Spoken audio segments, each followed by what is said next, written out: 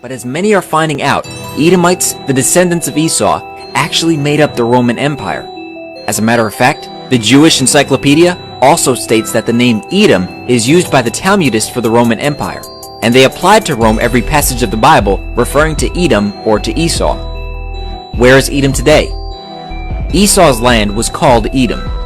Edom is the country of Jordan and the place of Petra, the city in the mountain. Look at the architecture of the photo at Petra, which is Edom.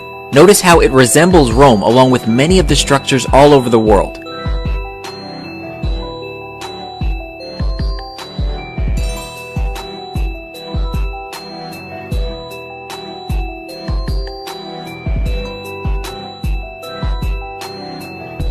Our sports stadiums resemble the Colosseum. Even modern-day sports are in fact derived from Rome. European systems of government are set up like the early Roman Empire, having both Senate and the Republic, local government, and other things as well. Esau's descendants are called Edomites. Later, they're called Idumeans. Idumea or Edom in Hebrew was the region south of Judea, originally inhabited by the reputed descendants of Jacob's brother Esau. Edom was periodically subjected to Judea under David and Solomon the Maccabees, homeland of the house of Herod. There were no natural boundaries between Idumea and Judea, so the borders were always in flux. According to the Jewish Encyclopedia, 1925 edition, in 163 BC, Judas Maccabeus conquered the Edomite territory for a time.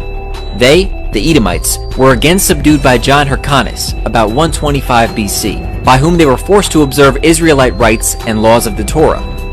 They were then incorporated with the tribe of Judah, and their country was called by the Greeks and Romans Idumea. With Antipater the Idumean began the Idumean dynasty that ruled over Judea till its conquest by the Romans. From this time, the Idumeans ceased to be a separate people. Therefore, Edom later became known as the Roman Empire. With the sacking of Rome by the barbarians came the mingling or spoiling of Esau's seed, thus fulfilling the prophecy of Jeremiah 49:10. But I have made Esau bare. I have uncovered his secret places, and he shall not be able to hide himself.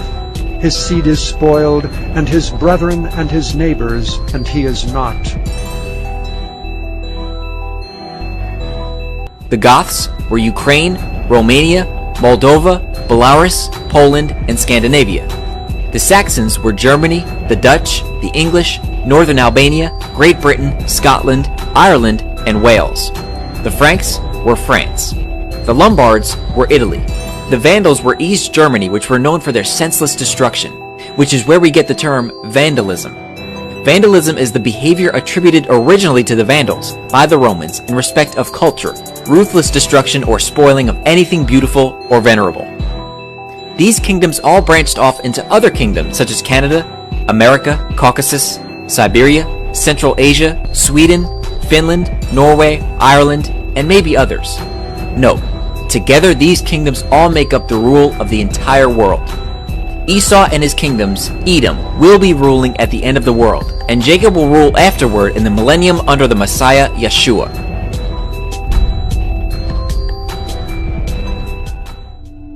Many Bible scholars teach that the Edomites no longer exist, but Scripture clearly shows them in the last days. Was not Esau Jacob's brother, saith the Lord?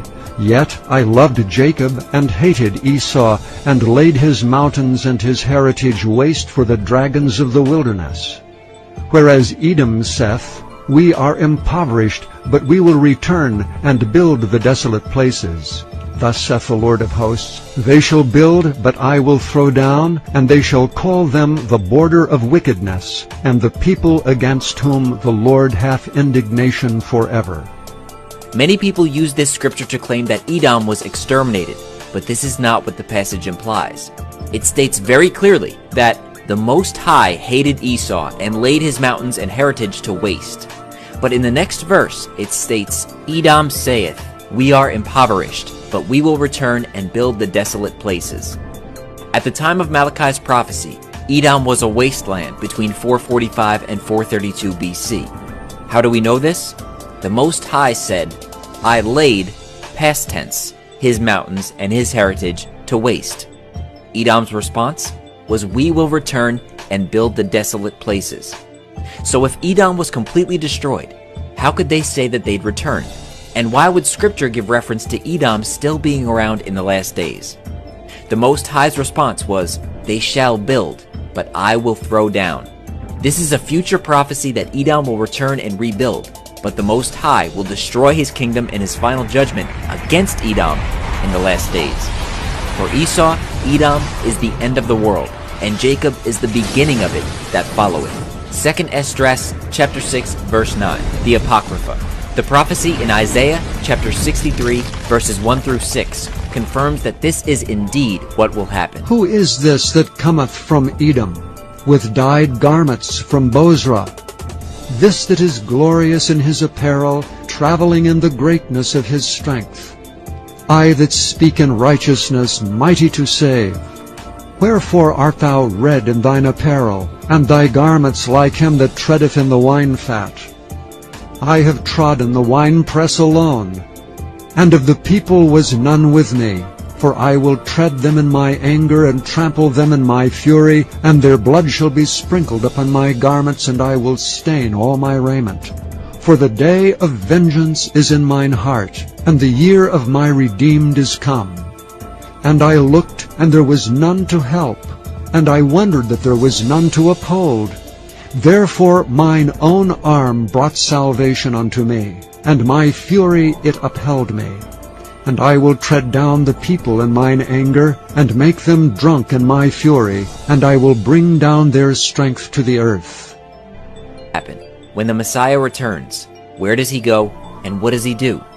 He goes to every place where the descendants of Esau, the Edomites, have set up their kingdoms, and slaughters them for their perpetual violence against Jacob. He treads the winepress, and his wrath is accomplished.